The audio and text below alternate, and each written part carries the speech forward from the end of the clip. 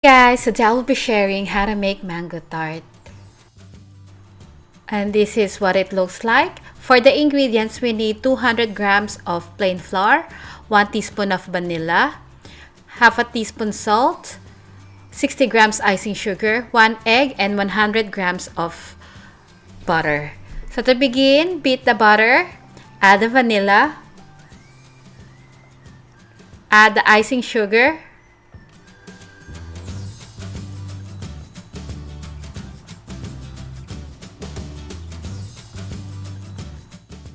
crack in the egg, continue beating.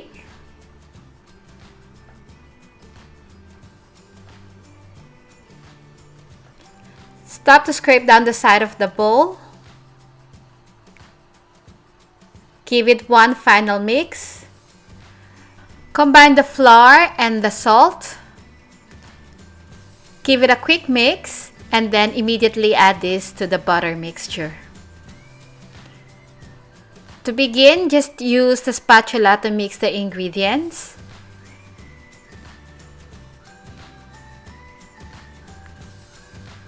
And then at this point, we can use our hands to lightly knead the dough.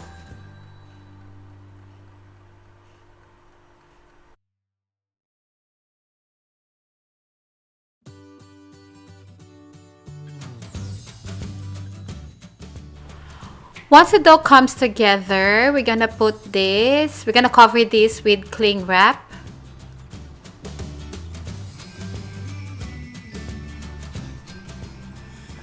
Flatten this slightly so it's easier for this to cool.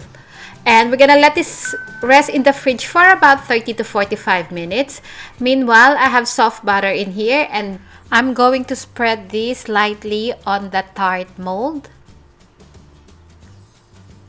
Just a small amount.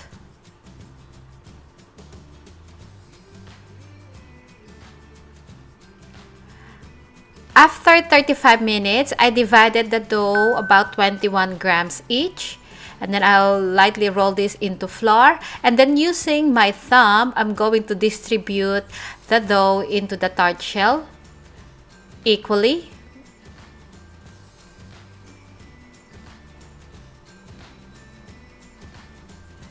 By the way, your oven should be preheated at 160 degrees Celsius.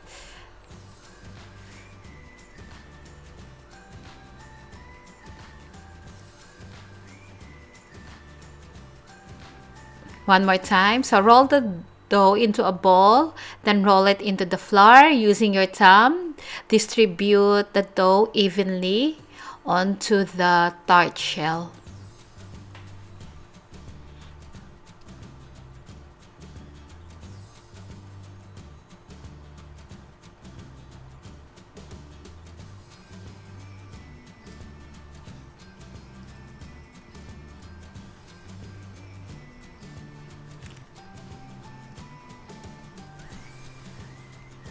And now, before baking, using a fork, we're gonna prick some hole into the dough.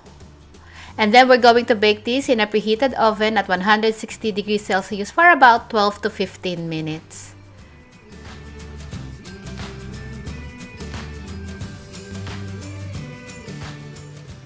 And this is what it looks like after baking. Set this aside while we move on making the filling. This is one extra large mango that I'm going to use. We need to be able to have 1 cup of pureed mango. So if it's not enough, you can use 2 mangoes in here. But what's important is we need 1 cup of pureed mango. Using a blender, just puree the mango. Or food processor.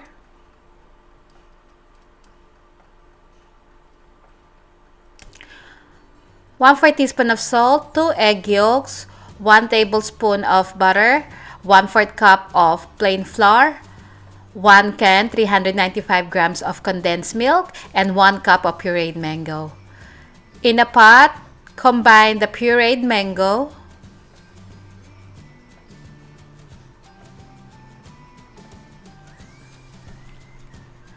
the condensed milk,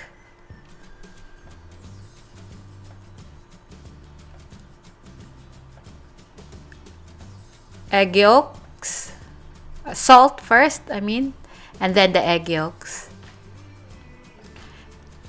Give it a whisk.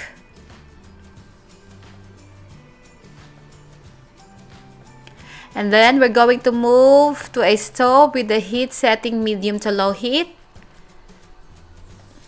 We're gonna continuously stir this to avoid the egg yolks from curdling. And once this thickens, like this, we're going to add the butter.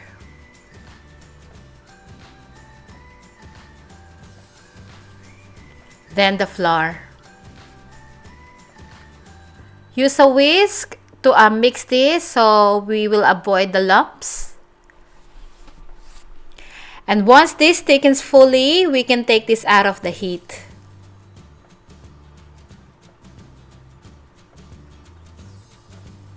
Just like this.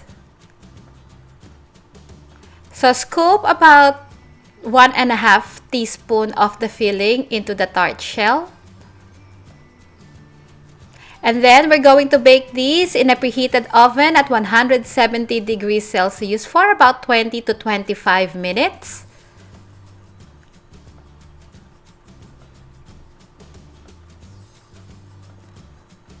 The filling will make about 40 pieces of tart.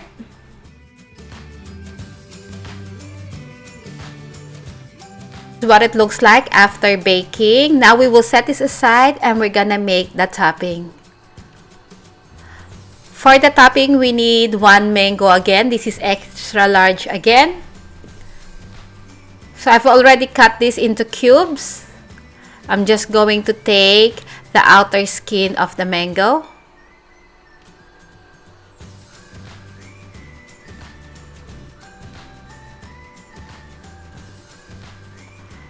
We need 1 mango, 1.5 tablespoons of cornstarch, and 1/4 cup of sugar.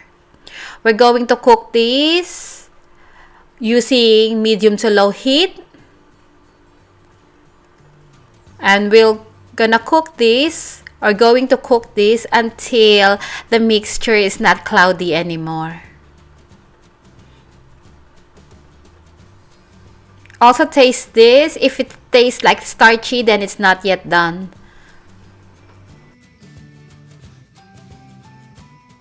It's now ready. Now we're going to put the filling on top of our tart. This tart doesn't look too appealing, but it really tastes good. So I hope you can give this a try. The combination of the topping on the top makes it really good. And this is the finished product. I hope you give this a try. This is really good. It's so easy to make. And just to show you what it looks like inside when you cut the tart in half.